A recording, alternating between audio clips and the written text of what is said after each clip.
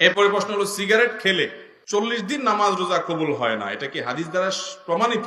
ধূমপানকারীর মুখ থেকে যে দুর্গন্ধ হয়, ধূমপানকারী নিজে যারা আছেন, আমি মাঝে মধ্যে বলি ভাই, নর্দমার কাছে ড্রেনের কাছে গিয়ে একটু ড্রেনের গন্ধটা শুকে, এরপর নিজের মুখের গন্ধটা শুকে দেখেন যে ওইটার চাইতে আপনার মুখের গন্ধ মারাত্মক।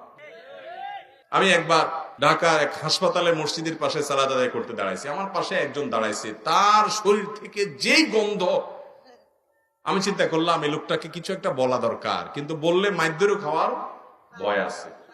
তো আমি তাড়াতাড়ি পকেট থেকে কাগজ কলম নিয়ে বের করে সুন্দর করে লিখলাম, ভাই যেই গন্ধ ভাই আজকে আমি শুকতে হলো, আমার সালাত নষ্ট হওয়ার উপক্রম। কি সালাত আদায় করছি, মনোযোগ পুরাটা আপনার দুর্গন্ধে আমার দখল করে নিয়ে গেছে।